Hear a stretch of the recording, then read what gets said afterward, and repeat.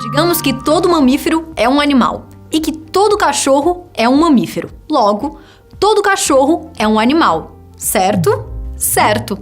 Porque esse é um pensamento corrigido pela lógica, ou seja, um pensamento lógico que relaciona o certo e o errado ao realizar análises conforme as leis do pensamento. O pensamento lógico tem uma estrutura, uma organização coerente que leva em consideração as mais diversas formas de resolver variadas situações. Aristóteles, com sua lógica formal, é um dos pais do pensamento lógico.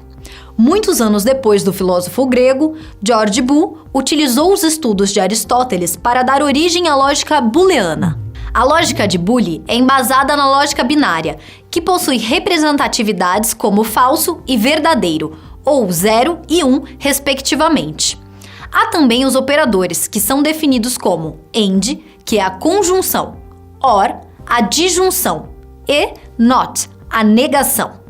Esses mesmos operadores representam conectivos em uma linguagem proporcional.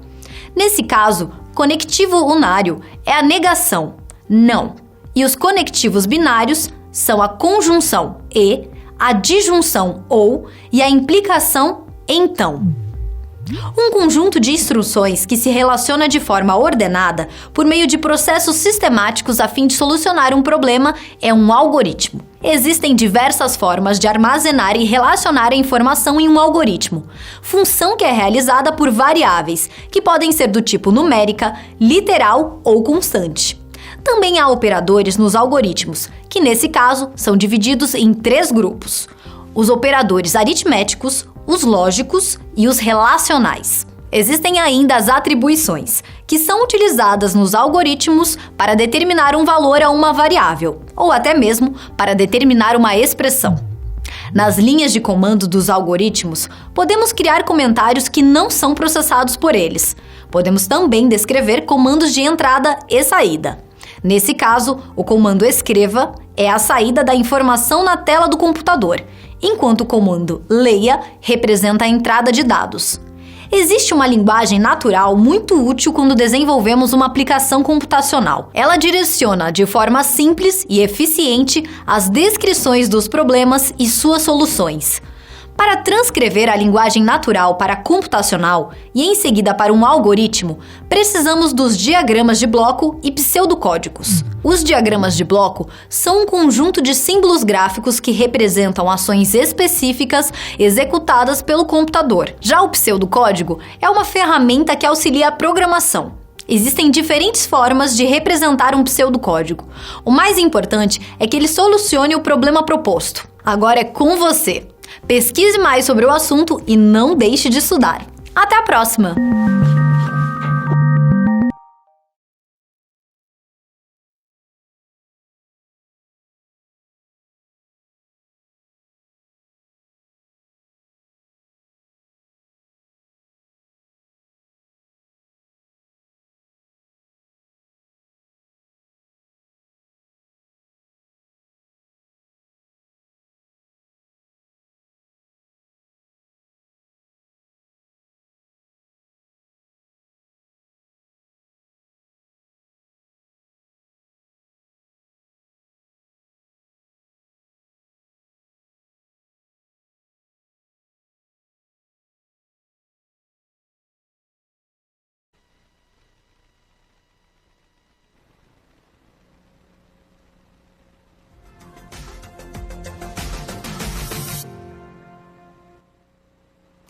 Caro estudante, seja bem-vindo à disciplina de Algoritmos e Lógica de Programação. Eu sou a professora Vanessa e eu vou acompanhar você nessa jornada. Tá?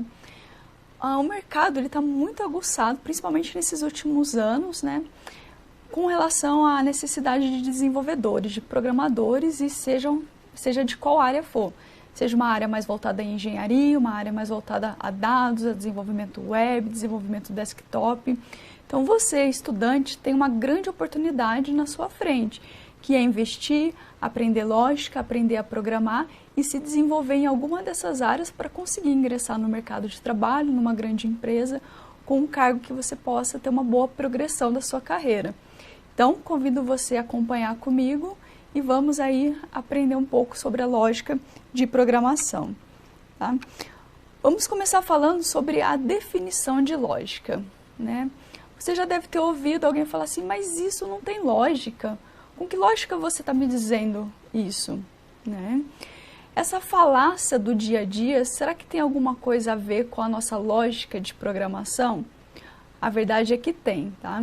Então, a lógica de programação, ela se apropriou de alguns recursos da lógica formal, a lógica que foi criada por matemáticos, que é embasada em fundamentos matemáticos. Então, a lógica de programação se apropriou de algum desses conceitos e nós utilizamos essas regras para programar, para desenvolver os nossos algoritmos, as nossas soluções. Se você der uma olhadinha aqui nesse slide, eu destaquei algumas palavras, né? Então, a lógica tem a ver com o pensamento, com a resolução de problemas, com a matemática, com otimização, tem a ver com escolhas, né? Então, é isso que nós fazemos na hora que nós desenvolvemos algoritmos, né? Nós utilizamos a lógica para criar regras para solucionar um determinado problema. Mas vamos ver uma definição formal sobre a lógica. Então, se você acompanhar aqui comigo no slide, eu trouxe duas definições, tá?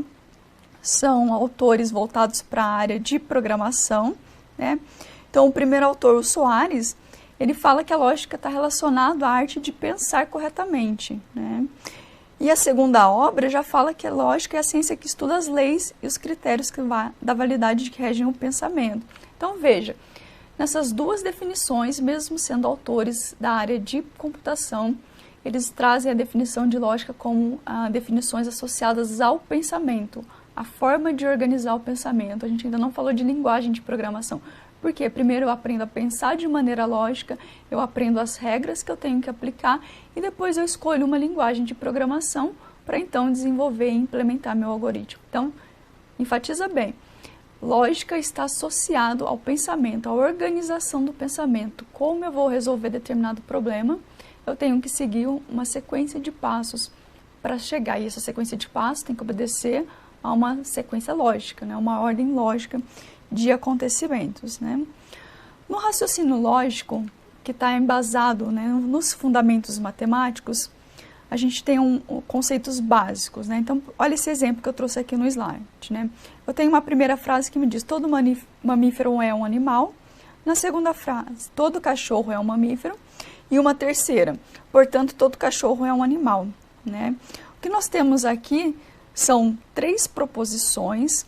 As duas primeiras, né, a proposição 1 e a proposição 2, são as proposições que dão origem à terceira, tá? A terceira ela é um resultado das duas primeiras. Então, a aplicação da lógica ela vai seguir sempre essa ordem. Eu tenho certas afirmações, que a gente chama de proposições, eu aplico operadores, eu aplico regras para se chegar a resultados. E esses resultados são verdadeiros porque, então, eles estão baseados nessas regras, tá certo? Então, voltando aqui, para enfatizar bem, nós temos proposições, né, que são afirmações, que nós vamos utilizar, então, operadores ou conectores lógicos para se chegar aos nossos resultados. Tá legal? Eu não posso falar de álgebra, principalmente quando a gente está na área de computação, sem falar de George Boole, né? Tudo na computação tem fundamento, principalmente matemático, tá? Então, grandes matemáticos ao longo do tempo contribuíram para a construção dos conceitos e regras que nós temos hoje. George Boole foi um deles, né? No começo, o computador ele foi criado, né, sobre a base decimal, então eu tinha 10 dígitos para realizar as operações, mas isso estava muito complexo de se implementar. Então, baseado nos estudos do Boole, né, nós pegamos a parte da álgebra booleana e simplificamos, então, essas relações que são criadas no computador. Nós simplificamos para poder aplicar a lógica binária. Então, nós vamos aplicar lógica somente em cima de dois valores, verdadeiro e falso. Então, ao invés de eu ter 10 opções, agora eu tenho duas. Ou uma proposição, ou um resultado é verdadeiro ou falso, né? E em cima desses dois valores foi construído um novo conjunto de regras, né? Posso até pensar uma nova matemática binária, né? Se a gente olhar aqui para essa matemática binária, para essa álgebra booleana, nós temos alguns conectores, algumas formas de conectar aquelas proposições.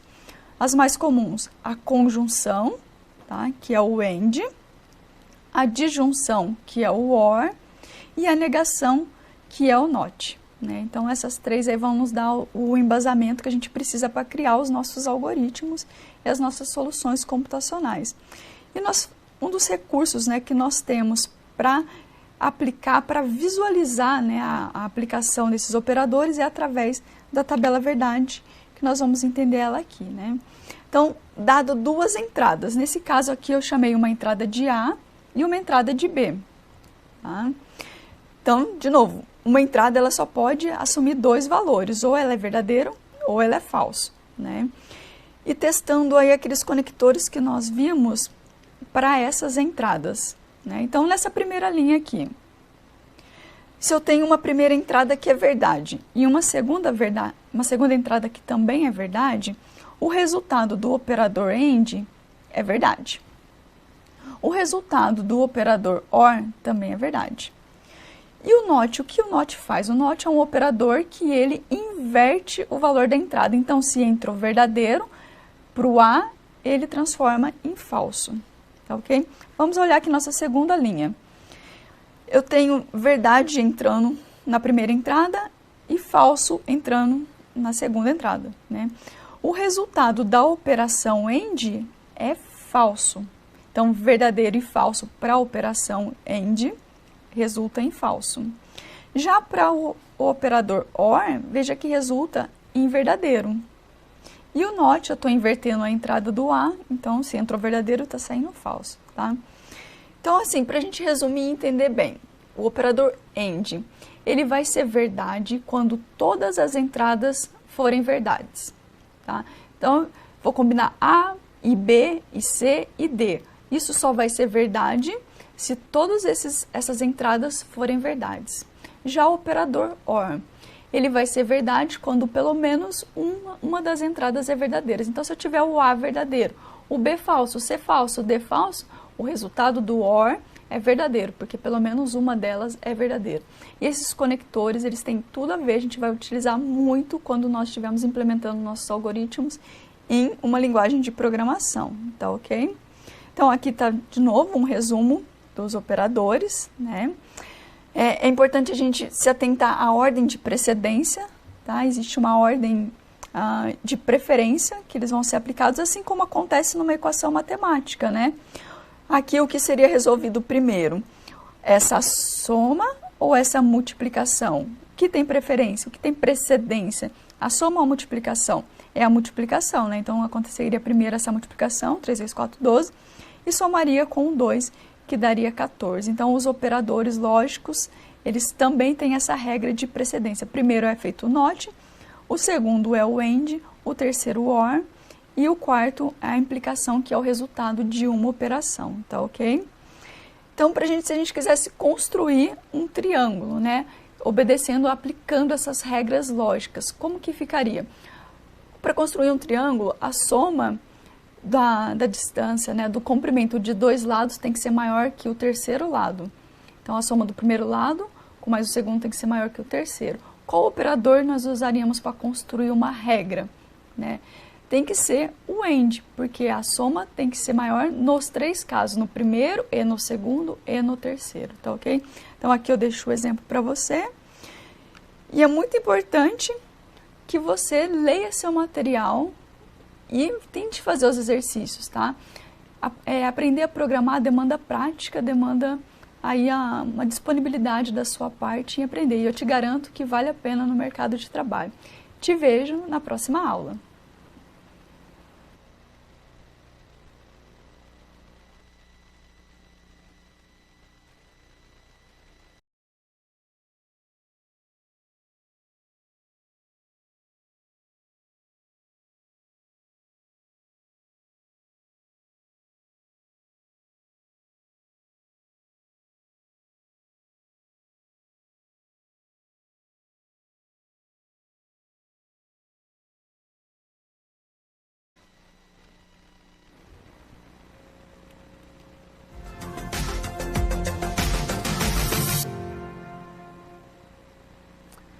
Cara estudante, dando continuidade ao nosso estudo de algoritmos e lógica de programação, né, No primeiro momento nós já falamos sobre a lógica, os conceitos da lógica, né, que é embasado na lógica matemática, que nós trazemos para o mundo da computação esses conceitos e aplicamos ele no nosso cotidiano, né. Agora nós vamos falar um pouco mais sobre os elementos fundamentais desse universo da programação. E o primeiro deles é o algoritmo, né. Então, o que é o algoritmo? Já ouviu falar sobre isso? Né? Será que um algoritmo ele é um programa de computador? Né? Por exemplo, como que eu executaria uma operação matemática, né? Uma divisão, por exemplo? Lembra quando você estava lá na quarta série, quinta série, que você aprendia a resolver a soma, a subtração, principalmente a divisão, lembra? Colocava lá um número, por exemplo, 15, abria a chave, dividido por 3. Não existia uma série de regras e passos que você precisava seguir para chegar num resultado de uma operação matemática? Pois então, desde aquela época você já estava utilizando algoritmos, tá?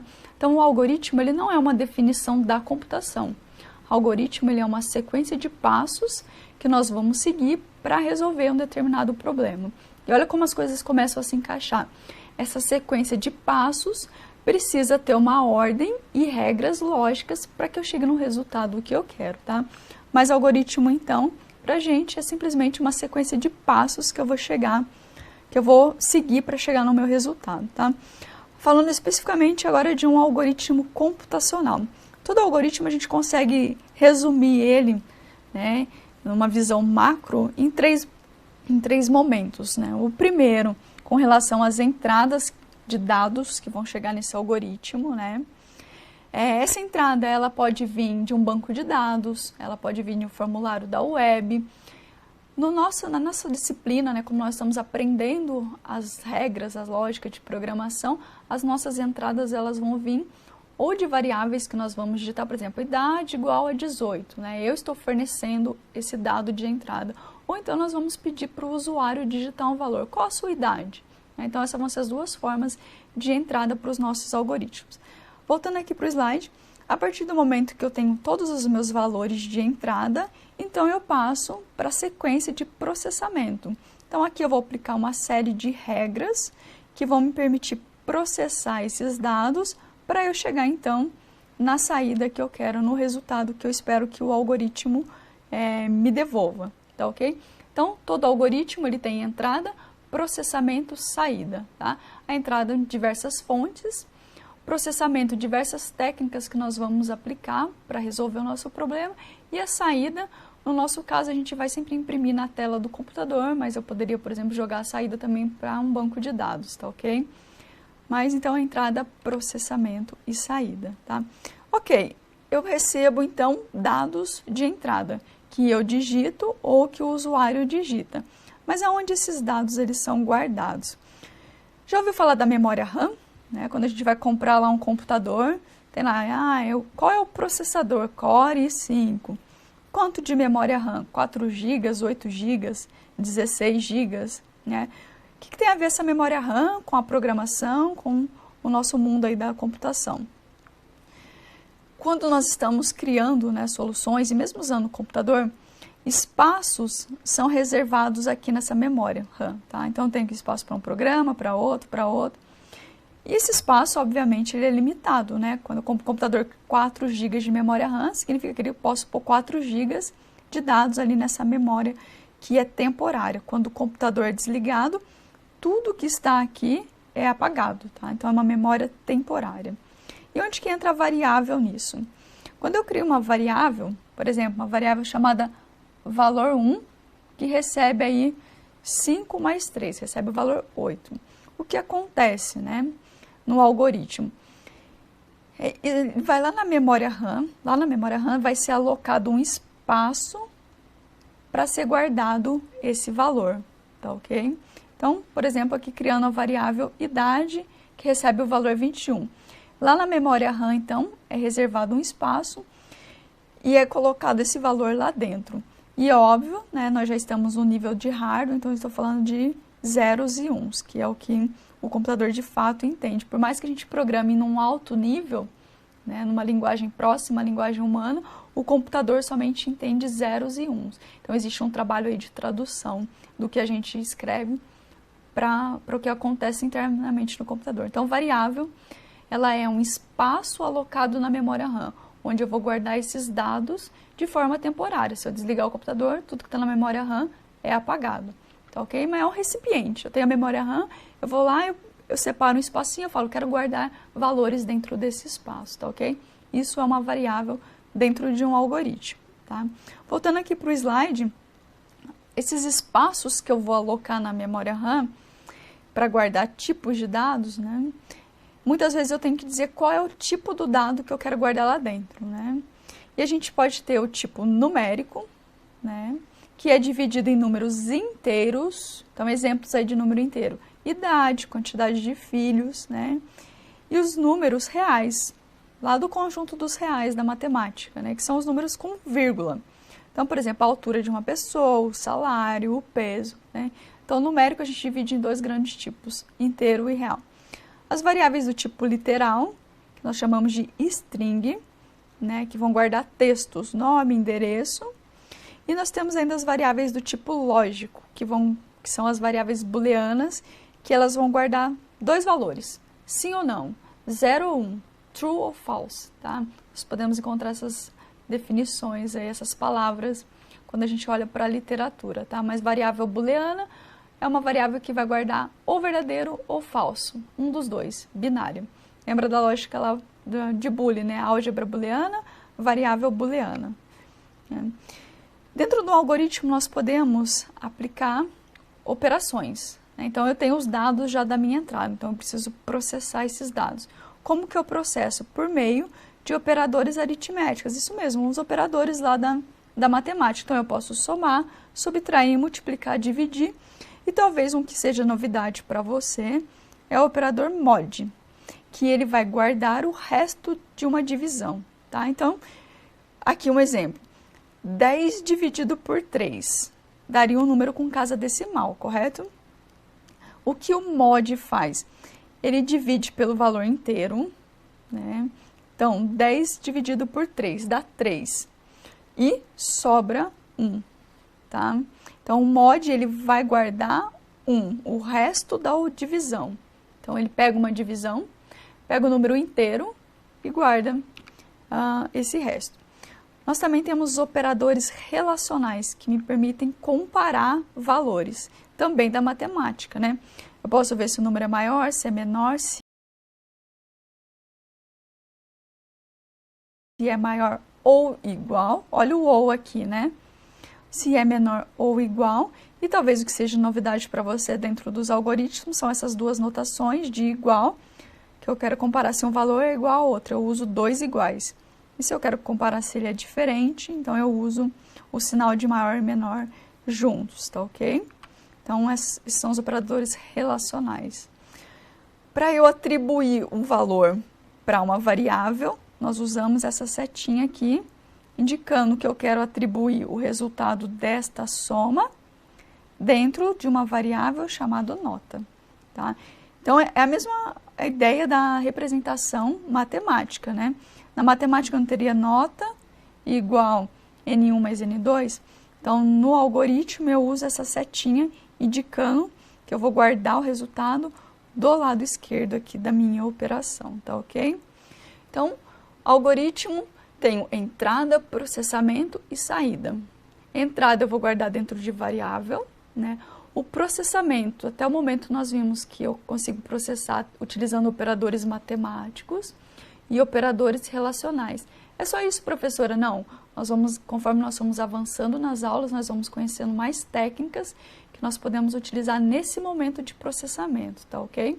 Mais o que você precisa entender e guardar nesse momento, eu posso aplicar operações matemáticas e operações relacionais, que eu vou comparar os valores, tá ok? Te vejo no próximo bloco.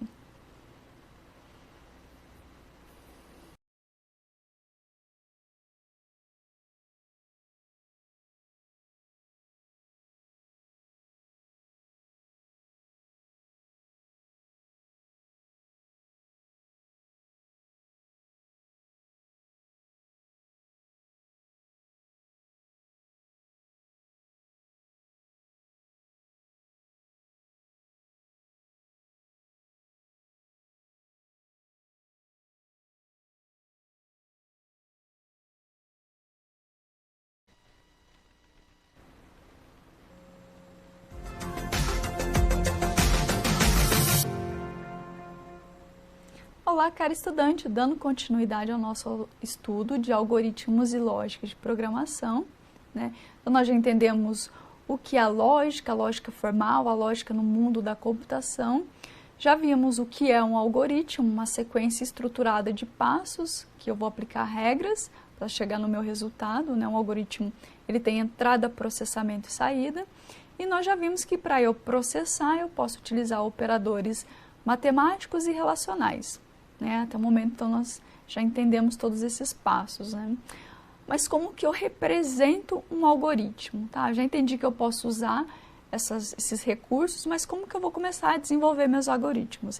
E é o que nós vamos ver agora, né? A primeira forma que nós podemos representar um algoritmo é por meio da linguagem natural. Linguagem natural é a nossa linguagem do dia a dia, né?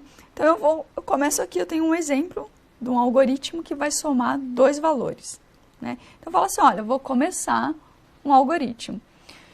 Peço para entrar com o primeiro valor para eu poder somar. Peço para entrar com o segundo valor. No quarto passo, eu realizo a soma do primeiro com o segundo. No quinto passo, mostra na tela e o algoritmo se encerra, né? Então, nessa sequência de passos, veja que a gente usou linguagem natural, nossa linguagem do dia a dia, obedecendo uma regra, né? Uma sequência lógica. Eu não poderia somar antes de receber os valores, né? Então, já tem aí lógica, tá? Sequência correta de passos. Mas é uma linguagem natural. Eu entendo, você entende, nós humanos entendemos, mas o computador não entende nada disso, né? Então, a gente precisa chegar numa linguagem mais próxima dele, né? A segunda forma, então, que nós temos de representar um algoritmo, ela já vai estar um pouquinho mais próxima do que o computador espera. Já é um pseudocódigo, ela não está nem tão próxima da nossa linguagem do dia a dia, né? Eu não falo soma, underline, valores no meu dia a dia, né? Então, ela já está um pouco mais longe da minha linguagem, está mais próxima da linguagem do computador, né? Então, como que fica? É o mesmo algoritmo, somar 2 valores, mas em pseudocódigo. Na linha 1, a gente tem o nome do algoritmo, tá? E já veja que aqui tem alguns detalhes, né? Não tem espaço aqui e tem esse ponto e vírgula aqui. Veja que eu já estou obedecendo mais regras que o computador precisa, né? Estou falando para ele, olha, vou começar a declarar minhas variáveis, né? Então, eu vou ter a variável que vai guardar o valor 1, o valor 2 e a soma. E eu digo que tipo de dado eu vou guardar dentro dessas variáveis. Elas vão receber valores numéricos reais, com vírgula, tá? Ah, professor, e se eu digitar o número 10 e tentar guardar numa variável dessa? Ok. Lembra dos conjuntos numéricos da matemática, né? Os inteiros, eles fazem parte dos reais, né? Então, aqui a gente pode usar essa mesma ideia, na verdade, a mesma ideia dos conjuntos, tá ok? Na quarta linha, eu vou falar para o pseudocódigo. Olha, eu vou iniciar meu algoritmo agora, eu vou iniciar minha sequência de passos, tá? Então, eu peço para o usuário digitar o valor 1, eu vou ler o valor que ele digitou. Eu peço para ele escrever e a gente vai ler. E daí eu faço a operação matemática. Veja que aqui já está a notação de algoritmo, né? Então, eu vou atribuir o resultado dessa soma numa variável chamada soma, tá ok? E eu vou escrever o resultado na tela. Veja que aqui já tem também notações, já estão mais próximas de uma implementação computacional.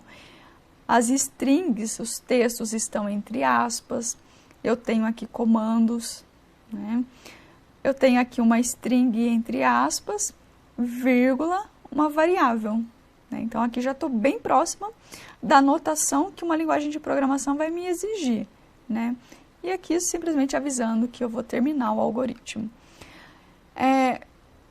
De novo, um novo pseudocódigo. Agora, ao invés de somar, eu vou multiplicar 2 valores. O que muda do algoritmo anterior? Eu mudei o nome.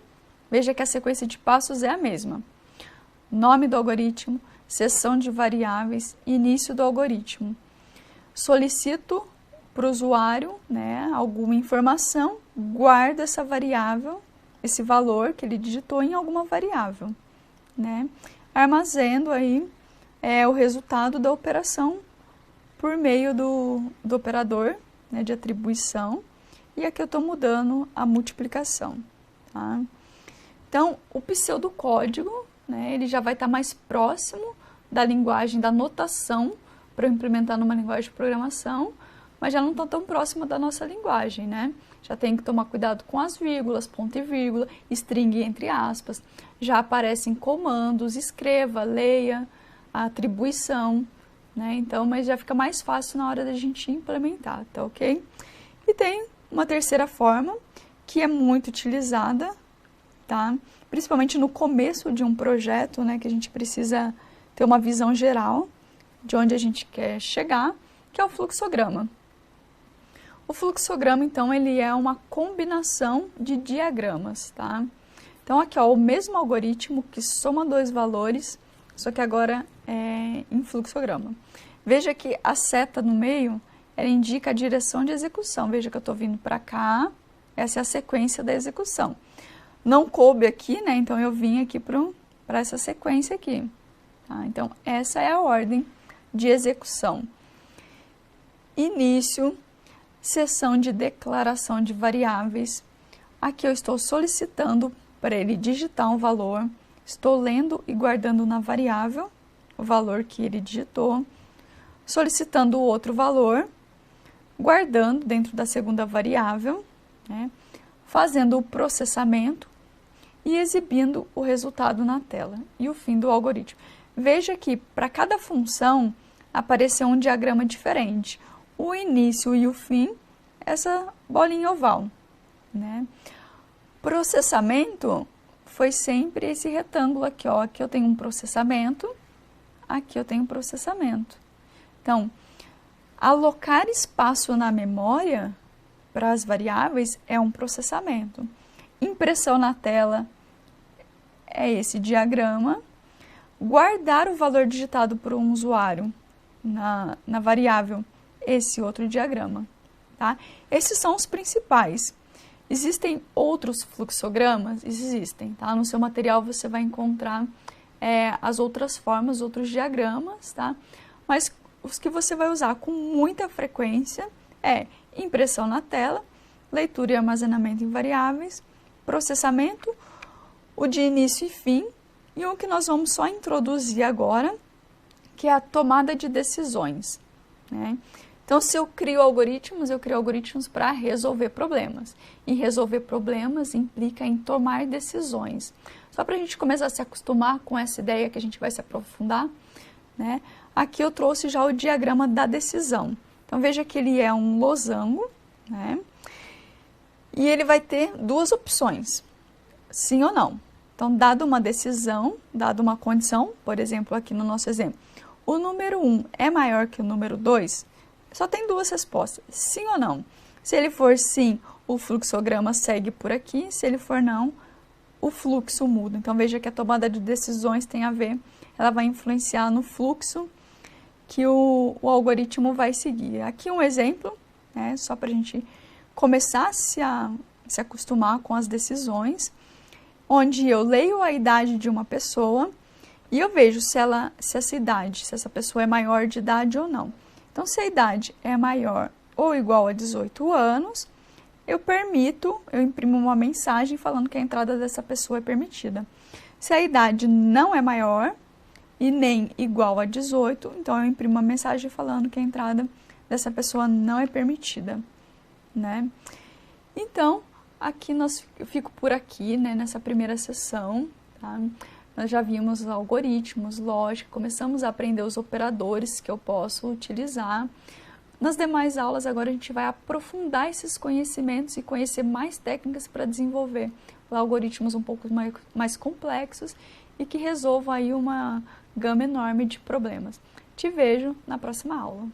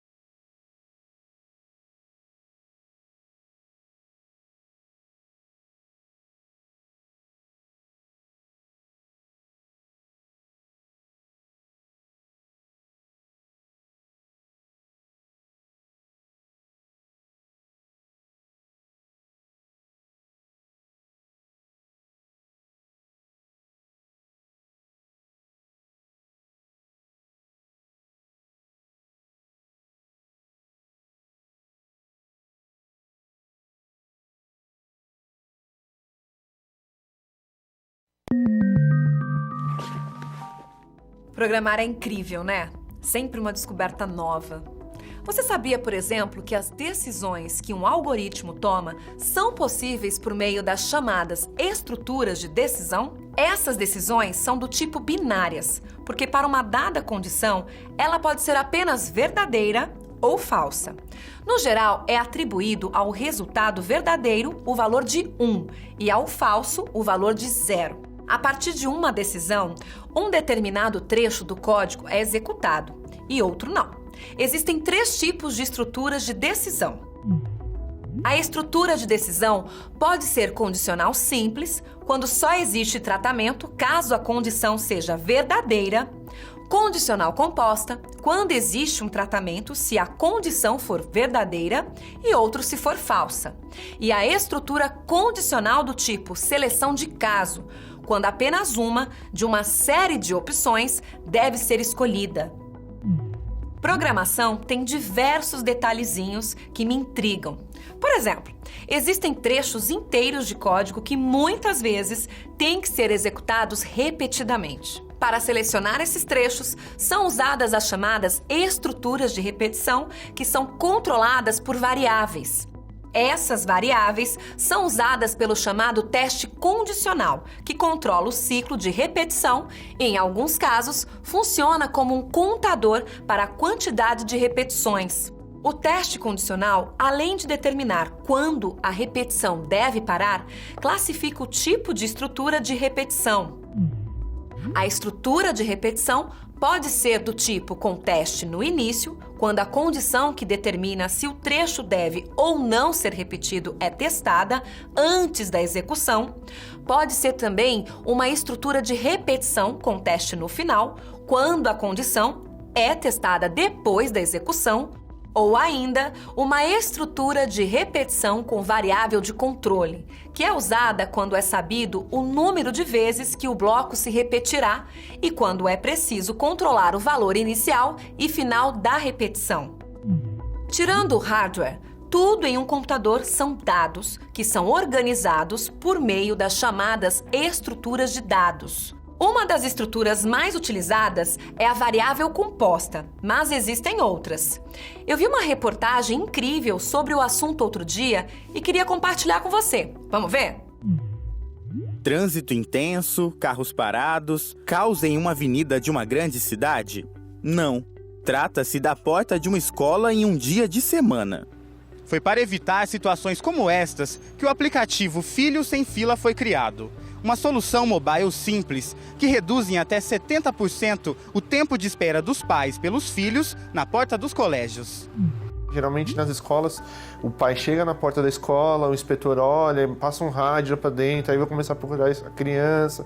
Então todo esse processo demora muito. O que a gente fez? A gente melhorou o processo, essa é a nossa área de inovação. Então o pai, em vez de avisar a escola somente quando ele chega próximo da escola, ele avisa quando tiver a 500 metros, 1 quilômetro, depende da escola. Então isso dá uma agilidade muito grande no processo. O código de um aplicativo como Filho Sem Fila possui diversos trechos em que as variáveis compostas são essenciais. Elas retêm valores que são utilizados localmente ou enviados a um servidor. Rubens explica que as principais deste tipo são o vetor e a matriz. O vetor ele é uma cápsula, né? Então você vai sempre inserindo informação e ele vai guardando em determinada ordem. Por exemplo, quando eu falo que o pai escolhe os alunos, então se ele escolhe 1 ou 2 alunos, eu coloco isso dentro de um vetor, para saber qual aluno que ele escolheu, para depois eu enviar isso para o servidor. A matriz, ele é uma caixa de vetores, então você tem um vetor e você tem vários vetores armazenando outros vetores, então ele é uma matriz bidimensional, tridimensional, cada um monta uma matriz que acaba fazendo. Por exemplo, eu tenho lá a quantidade de alunos que o pai tem, o celular acessa o servidor, ele pega essa informação de quantos alunos tem, e aí é uma matriz, porque eu tenho alunos, e dentro dele tem alunos, aí tem a ID do aluno, tal e tal e tal. Como a gente não consegue fazer um struct, porque é a comunicação de dados, a gente acaba usando a matriz. Há ainda uma terceira, a variável composta do tipo registro, pouco utilizada no código do filho sem fila, mas importante para o conhecimento dos algoritmos e lógicas de programação. Sobre o registro também é uma estrutura importante, tá? Porque você, por exemplo, você tem um livro, então você tem o autor, o ID, você tem o SDN do livro, então você teria que fazer vários vetores. Então o registro você agrupa tudo, então quando você vai buscar uma informação, você vai buscar a informação que você está querendo.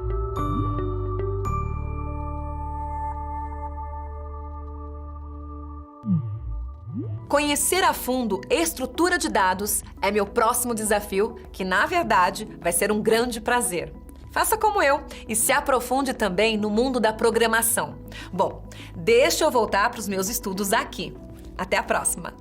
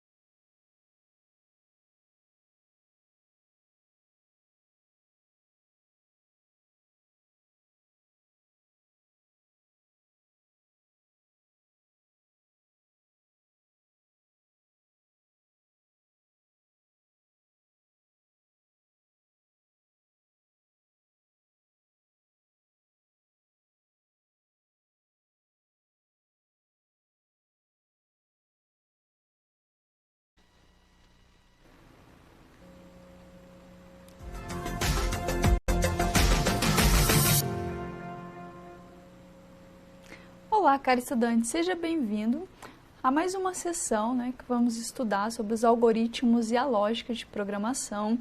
E agora nós vamos dar início a uma sessão muito importante no seu estudo, tá? Não existe algoritmo que a gente crie, a gente não utilize o que nós vamos ver nessa aula, tá ok? Eu estou falando das estruturas de decisão que me permitem mudar o fluxo de execução de um algoritmo, tomar decisões e por determinados caminhos fazer escolha.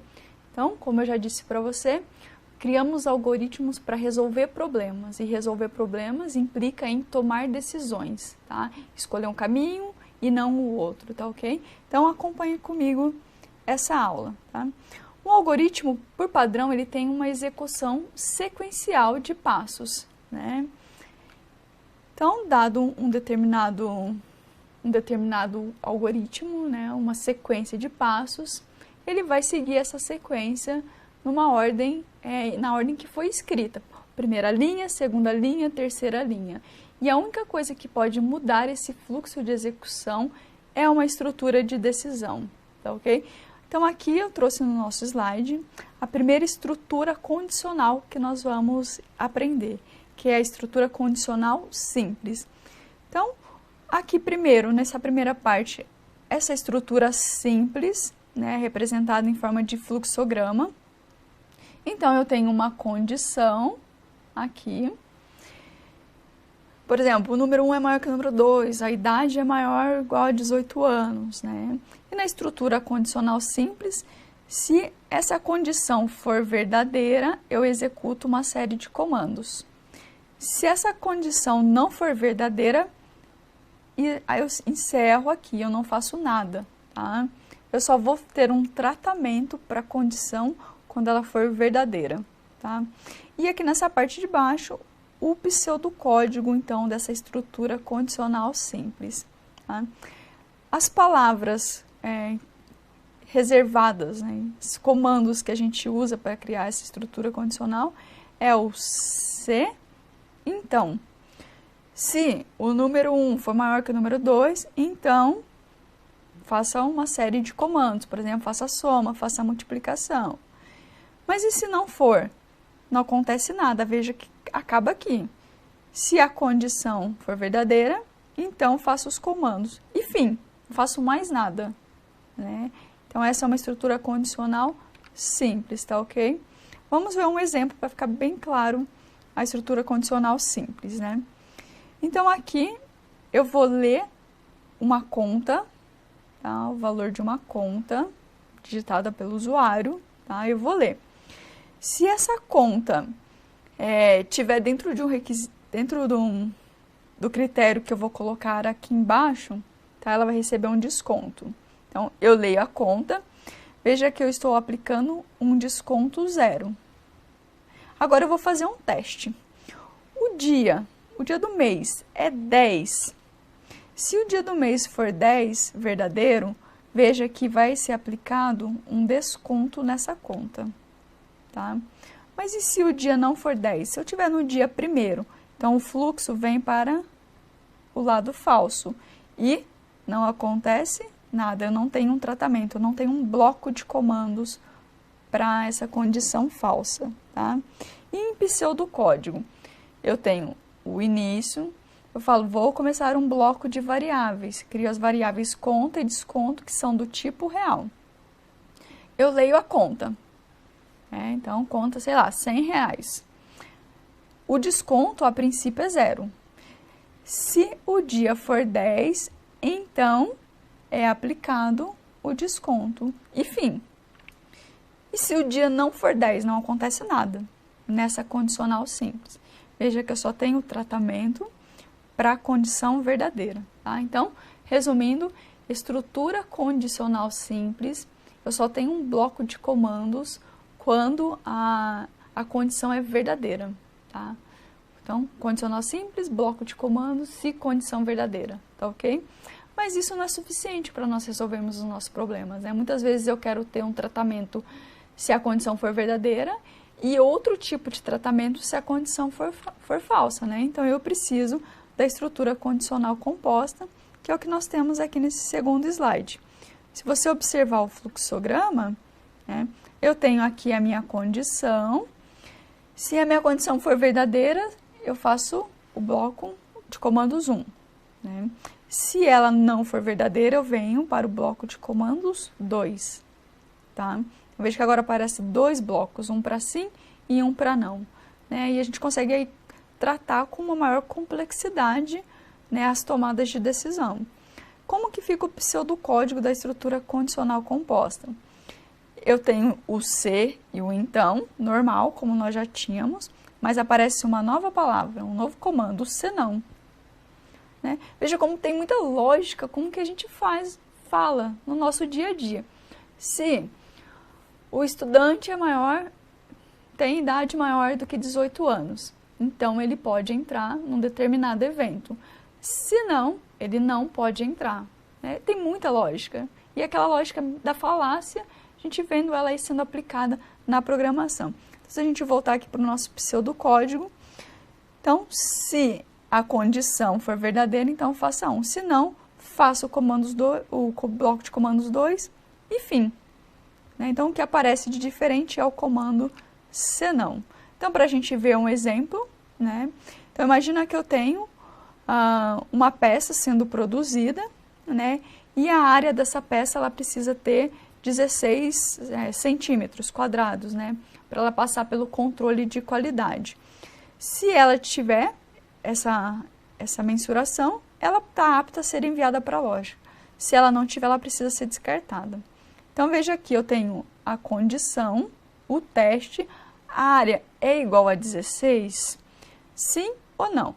Se sim, vem para cá, o produto vai para a loja. Se não, descarta o produto. Veja que o fluxograma ajuda a gente a entender perfeitamente o que acontece aí com essa condição, né, numa estrutura condicional. Já no pseudocódigo, se a área é 16, então envia para a loja. Se não, descarta o produto e fim. Né? Então, a gente precisa se atentar a essas palavras reservadas, a esses comandos que a gente vai usar para criar os algoritmos. Se, então, se não, fim C. Tá ok?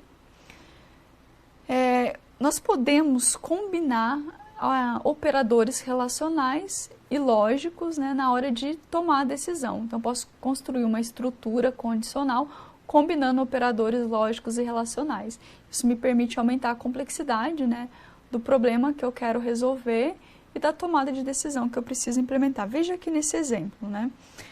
Dentro dessa única estrutura condicional, eu tenho uma estrutura condicional, ok? Um losango, uma tomada de decisões.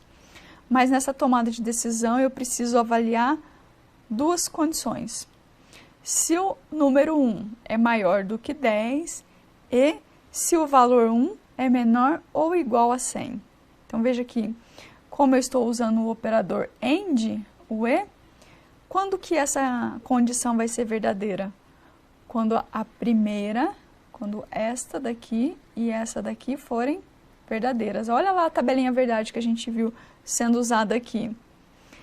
Se N1 for 1, o que vai acontecer com esse fluxograma? N1 é maior do que 10, falso. Eu já posso mudar o fluxo para cá. O fluxo vem para cá, tá? Então, não é verdadeiro e eu vou para o bloco de comandos 2. Então, veja que a combinação de operadores relacionais, que é esse maior e o menor igual, com os operadores lógicos, que é o E, o OU e o NOT, me permite aumentar a complexidade aí de uma estrutura de decisão, né? E aqui em pseudocódigo também 2 exemplos. Se o número 1 for maior que 10 e o valor 1 for menor ou igual a 100, então eu faço um determinado bloco de comando, senão eu faço o comando 2, né? E tomando cuidado aqui sempre com a ordem de precedência. Lembra que o E tem precedência sobre o OU? Mas se eu quero que ele faça primeiro um OU, então eu uso parênteses, assim como a gente faz na matemática. Se eu tiver 5 mais 2 vezes 3, e eu quiser que ele faça a primeira soma, eu tenho que colocar parênteses. O mesmo acontece com os operadores lógicos, tá ok? E a gente ainda pode alinhar estruturas de decisão. Eu testo uma condição, ela é verdadeira? Eu vou por um caminho. Ela é falsa? Eu testo uma segunda condição. Ela é verdadeira? Eu vou para um caminho. Ela é falsa? Eu posso testar uma terceira condição. E assim eu vou alinhando estruturas de decisões e mudando o fluxo, né, controlando o fluxo de execução do meu algoritmo conforme a necessidade de resolução do problema. Então, espero que você tenha aprendido bastante. Tá? Leia seu material, que é muito importante. Conhecer estruturas de decisão é importantíssimo para o desenvolvimento de algoritmos. Até a próxima!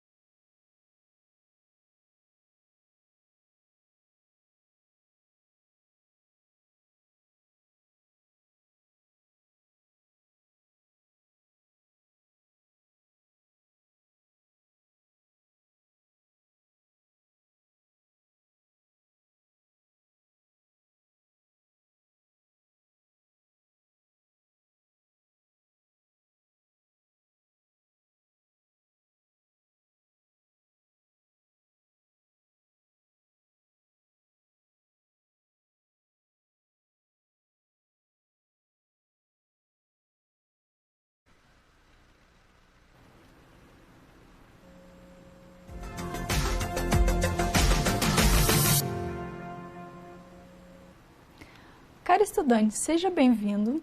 Dando continuidade ao nosso estudo de algoritmos e lógica de programação, nós vamos ver nessa sessão mais uma importante técnica de programação, que são as estruturas de repetição. Tá? Quando eu construo um algoritmo, muitas vezes a gente precisa repetir um determinado número de vezes um conjunto de comandos, um bloco de comandos. Tá? Então, por exemplo, imagina que eu queira somar os 10 primeiros depósitos de uma pessoa na conta. Eu vou pôr valor 1 mais valor 2, na outra linha valor 2 mais valor 3, depois valor 3 mais valor 4. Parece que não faz muito sentido, né? Imagina o tamanho que ficaria o algoritmo. Se eu quisesse somar os 100 primeiros, eu teria 100 linhas de soma, não faz sentido, né?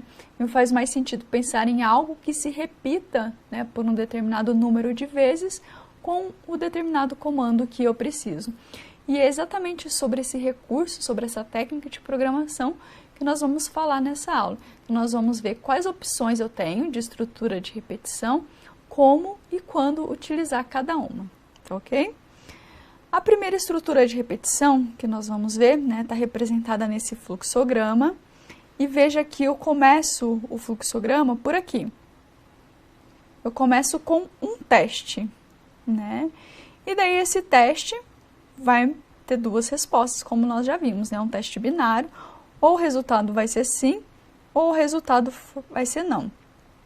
Então, para esse caso aqui, se o x é menor do que 10, dependendo do valor do x, né? Se ele vier para o lado de não, ele vai fazer esse bloco de comandos, tá? Então, enquanto, né, x for menor do que 10, não for menor do que 10, né, que não, ele vai repetir esse bloco de comandos inúmeras vezes, tá? O que vai determinar a saída deste loop que ele vai entrar é o valor do x, tá ok? Ele só vai sair quando o x for menor do que 10, tá ok? Então, para toda a estrutura de repetição, veja que eu tenho uma variável que vai controlar o número de vezes que esse loop se repete, tá?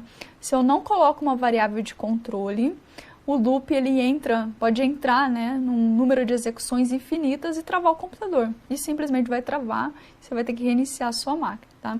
Então, toda a estrutura de repetição está associada a uma variável de controle, independente da estrutura, tá? Nós vamos ver 3 delas, mas em todas eu vou ter que ter uma variável que vai controlar esse número de vezes, né? Posso usar como controle um valor digitado para o usuário. Por exemplo, olha, enquanto o usuário não digitar o valor 5, eu não saio do loop, tá? Mas mesmo o usuário digitando, veja que eu tenho uma variável que vai controlar esse número de repetições, tá ok? Então aqui, uma estrutura de repetição com teste no início. Eu testo antes de fazer o looping, tá ok? Então, veja esse fluxograma. Eu tenho o início, a variável n começa valendo 0. N é menor do que 3, n é 0. É menor do que 3? Não, nesse caso, n é menor do que 3, então venho para verdadeiro, tá ok? O que acontece com o valor de n? Ele incrementa 1. Tá, vamos acompanhar então aqui, ó, primeira iteração. O n vale 0. Passou pelo loop. Veio para o loop a primeira vez. Agora n vale 1, porque ele foi incrementado. N é menor do que 3? Sim. Eu venho para cá, estou na segunda iteração, ele agora passa a valer 2, tá ok? Então, entrei mais uma vez nesse loop. N valendo 2 é menor do que 3? Sim. Entrei aqui. Então, vim mais uma vez aqui para essa iteração, tá? Agora, n vale 4. N é menor do que 3? Falso. Então, eu venho para o fim, tá? Então, veja que aqui a variável de controle foi o n. E o loop, ele teve seu teste no início. Testo, faço os comandos, tá? Então, essa é uma das opções de se utilizar a estrutura de repetição, com o teste no início, tá? Mas a variável de controle sempre ali presente. Quando vamos usar o teste no início, tá? Normalmente ele é recomendado para quando eu não sei quando vai parar, tá? Eu não tenho já um número pré-definido de vezes que esse loop vai se repetir. Eu tenho que testar uma determinada condição. Por exemplo, enquanto o usuário não digitar o valor 10, eu não saio desse loop. Então, eu testo. Ele digitou ou não, eu faço. Ele digitou ou não, eu faço. Ou se não, enquanto não for o dia 15 do mês. Então, é dia 15? Não, faço. É dia 15? Não, faço. Então, o teste no início é quando eu não sei de antemão quantas vezes eu vou ter que executar esse bloco de comandos, tá? Veja aqui, então, a forma genérica, né, da estrutura de repetição com teste no início. Então, eu tenho um determinado bloco de comandos, por exemplo, pode ser a alocação de memória, tá ok? Daí eu venho a condição, que aqui é o teste. Se for verdadeiro, eu faço o loop. Se for falso, eu faço um outro determinado conjunto de comandos, tá ok? Vendo aqui agora um pseudocódigo com esse exemplo, né? Então, eu vou fazer um algoritmo para calcular as horas trabalhadas de um determinado funcionário nos 15 primeiros dias de um mês, tá? Então, vamos lá, o nome do algoritmo é horas trabalhadas. Eu vou iniciar seção de declaração de variáveis. Então, eu tenho aqui a variável hora total e hora, que são do tipo real. O dia é inteiro e o dia vai começar com o dia primeiro, tá? Então, tô lá no primeiro dia do mês. Enquanto o dia for menor ou igual a 15, eu vou acumulando as horas. Então, veja que aqui eu tenho um loop. Dia 1, entra no loop. Dia 2, entra no loop. Dia 3, entra no loop. Dia 16, escreve a quantidade de horas trabalhadas nos 15 primeiros dias, tá? Então, essa é a ideia da repetição. Então, veja, eu quero acumular as horas trabalhadas nos 15 primeiros dias. Preciso criar 15 linhas de soma. Eu crio uma linha de soma e coloco isso dentro de um loop de repetição com a variável de controle, tá ok? Então, essa foi a primeira estrutura que nós vimos com o teste no início, tá? Agora, nós temos também a opção de fazer o teste no final, tá? Eu faço o bloco de comandos e depois eu testo, tá? Qual a diferença para o primeiro? A única diferença é que, veja, se eu tenho um teste no início, tá? Se o teste dá falso, eu não faço nenhuma vez o bloco de comandos. E aqui, como eu faço uma vez, tá? Ele faz o bloco e depois ele testa. Então, aqui vai fazer pelo menos uma vez. Certeza que esse bloco será executado pelo menos uma vez, tá? Com o teste no final, eu tenho a garantia da execução uma vez. Pode ser interessante ou não em algumas situações.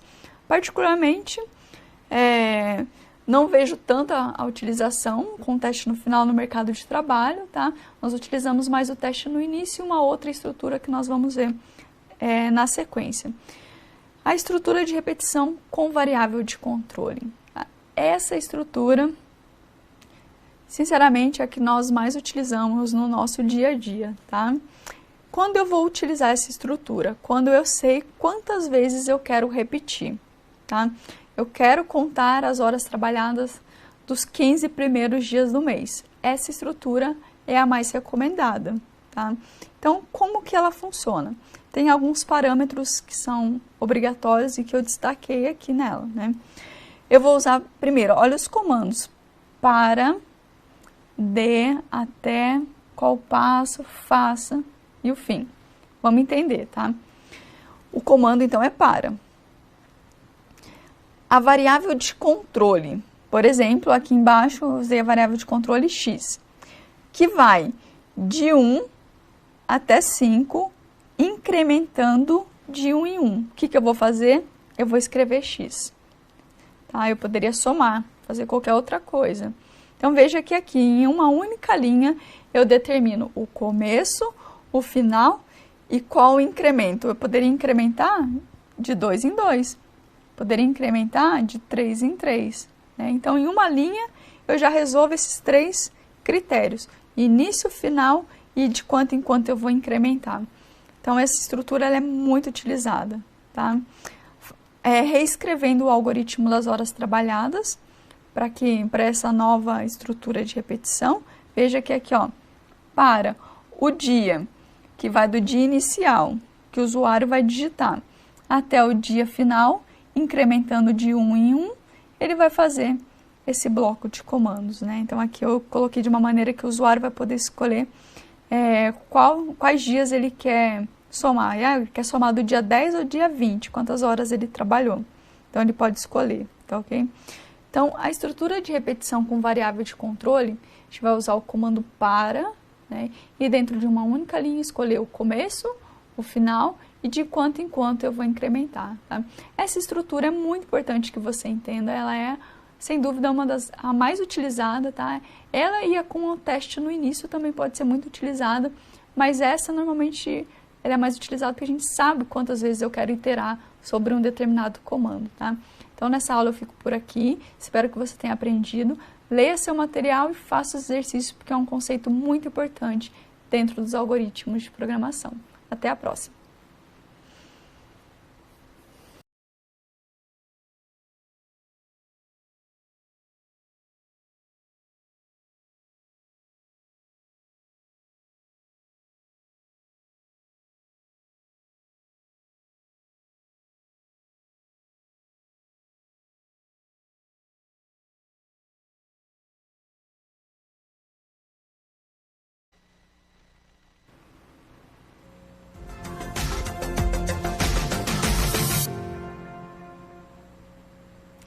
Caro estudante,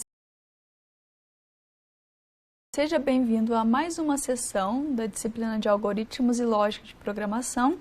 E nessa sessão nós vamos falar sobre as estruturas de dados, tá? Nós vamos falar no nível mais alto, não no nível de programador, de cientista da computação, né? Porque já é bastante complexo, mas nós precisamos entender como os dados podem ser armazenados na memória, né? Se eu te perguntar agora, o que é uma variável? Dá uma pausa no vídeo e tenta responder para você mesmo. O que é uma variável? Variável é o espaço alocado na memória de trabalho, é o espaço alocado na memória RAM, né? Nós já vimos isso em outras sessões, né? Então, quando eu quero armazenar um dado digitado pelo usuário, um dado que eu preciso trabalhar com ele, né, que eu vou usar ele no processamento do meu algoritmo, eu preciso alocar um espaço na memória, então eu crio uma variável para gravar esse valor, tá ok? Mas essa variável, será que ela dá conta? É uma variável simples, a idade igual a 18 anos, né? Será que todos os dados eu consigo guardar dentro dessas variáveis simples, variáveis inteiras, variáveis numéricas inteiras, reais, variáveis do tipo string? Será que eu consigo? A resposta é não. Às vezes nós precisamos de estruturas um pouco mais complexas para conseguir armazenar nossos dados de forma mais otimizada. E é isso que nós vamos ver nessa aula. Algumas opções de estruturas de dados, ou seja, algumas opções de variáveis, alguns tipos de variáveis diferentes do que nós já vimos até o momento. Se você olhar aqui no slide, né, eu trouxe uma ilustração que vai nos ajudar a entender o que é uma variável composta. Então, imagina o seguinte, eu tenho lá minha memória de trabalho do computador, que é a memória RAM. Né, que quando o computador é desligado, tudo que está lá é apagado, mas vamos lá. Tudo que eu vou processar precisa estar na memória RAM. Então, eu aloquei aqui uma variável que chama x. Mas dentro dessa variável x, eu guardei o valor 10, eu guardei o valor 5, eu guardei o valor menos 3. Mas isso é possível? Você falou que quando eu aloco uma variável, eu aloco um espaço e eu coloco um valor lá dentro. Tá? Existe um tipo especial de variável, que é a variável composta, que eu consigo guardar mais de um valor dentro dela. Mas como que isso é possível? Então, o que esse desenho aqui, que parece aleatório, significa? Ele vai ajudar a gente a entender. Pensa num prédio, né? Pessoas que moram em prédios.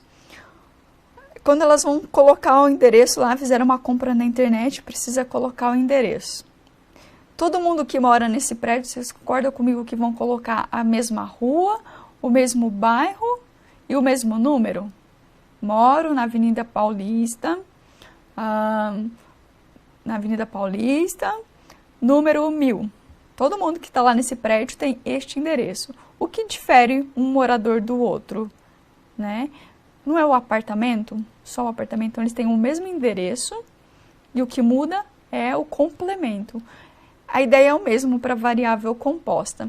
Dentro da memória, eu aloco um único espaço, então eu vou ter um único endereço. Olha só, qual é o endereço de x? Esse valor aqui, tá? Um valor em hexadecimal. Então, o endereço de x é o mesmo. Qual é o endereço do valor 10? É esse. Qual é o endereço do valor 5? É esse. Qual é o endereço do valor menos 3? É o mesmo endereço. E como que eu diferencio um valor do outro? Através do índice, tá? Então, para cada valor, eu vou ter um índice associado. O mesmo endereço de memória, porém, com um índice diferente. O mesmo acontece aqui com a variável x, que guarda 2 valores, tá? Já vou chamar a atenção para você. Já vou chamar a atenção, né, para um fator muito importante aqui, tá? X está guardando valores numéricos inteiros. 10, 5, menos 3. Y, valores numéricos mais com vírgula, tá? A partir do momento que eu aloco uma variável composta, né, homogênea, como é o caso desses dois, se eu falar que a variável composta minha vai guardar números inteiros, eu só posso colocar números inteiros lá dentro, tá? Existem variáveis compostas heterogêneas, nós vamos ver, tá? Mas o seu mecanismo de funcionamento é um pouco diferente. Então, variável composta homogênea. Mesmo endereço com índices diferentes, tá? E, para você lembrar bem da variável composta, faz a analogia com o prédio. O mesmo endereço para todo mundo, uma pessoa diferindo da outra apenas pelo número do apartamento, tá? E as variáveis compostas, elas podem ser unidimensional, que a gente chama de vetor, ou multidimensional, que nós vamos ver depois, tá? Para o caso do vetor, que tem uma dimensão, então eu tenho uma variável aqui que chama valor. A variável valor, ela guarda 4 valores, 10, menos 3, 1 e 150 mil. Como que a gente vai identificar, né, de qual valor a gente está falando? Pelo índice, tá? E aqui é muito importante, tá? Você como estudante, como futuro programador, não pode se esquecer disso jamais. Todos os índices das variáveis compostas começam em 0, tá? Então, o primeiro valor está no índice 0, o segundo valor está no índice 1, e o terceiro no índice 2 e o quarto no índice 3. Isso causa, às vezes, um pouco de confusão, mas é só você guardar. O índice sempre vai começar em 0, tá ok? E para criar uma variável composta heterogênea, veja que a estrutura já é bem diferente, né? Eu preciso falar qual é o tipo da variável, né? E daí eu vou dar um nome para ela, tipo, registro, quais os campos que vão fazer parte dessa variável, né? E depois eu preciso atribuir esse tipo a uma variável. Vamos ver aqui um exemplo que fica mais fácil de entender. Então, eu tenho uma variável composta que chama ficha de manutenção. Quais campos eu tenho dentro? Então, imagina lá na memória RAM, foi alocado um espaço. Aqui eu tenho a memória RAM, foi alocado um espaço lá, ficha de manutenção. E aqui dentro desse espaço eu tenho código, que é inteiro, o equipamento, que é texto, a data, que é do tipo data, descrição e valor. Veja que eu tenho diferentes tipos, né? E daí, para eu acessar, eu preciso atribuir esse tipo de dado. Veja que no final nós estamos criando um novo tipo de dado, né? Eu preciso atribuir ele a uma variável que vai ser acessada, tá? E para eu guardar o valor dentro dele, a gente vai usar o nome da variável criada, ponto, o campo que eu quero guardar o valor, tá? Então, é um pouco diferente a variável composta heterogênea. Na variável composta homogênea, basta eu colocar o nome da variável com o índice que eu quero acessar, tá ok? Outro importante assunto que nós precisamos tratar, né, são as funções. Então, muitas vezes eu preciso repetir comandos, e a gente tem as estruturas de repetição, tá? Mas às vezes eu preciso organizar melhor meu código, tá? Então, nós utilizamos as funções, ou subrotinas, como alguns autores chamam. E ela só vai me ajudar a organizar melhor meu código, tá ok? O que eu faço? Ao invés de eu deixar tudo dentro do início e do final do algoritmo, tá? Eu crio pedaços fora dessa função principal e eu invoco ela dentro da função principal, tá? O único objetivo de se criar a função é organizar melhor o código, conseguir reaproveitar. Eu tenho uma função que acerta um campo data, tá? Imagina que eu tenho essa função. E eu preciso aplicar ela em vários locais do meu código. Então, eu crio uma função e só chamo ela durante o código. Então, a função vai me ajudar aí a organizar bastante o meu código. Aqui tem um exemplo da aplicação da função. Veja que eu tenho uma rotina que converte a temperatura, né? E eu poderia chamar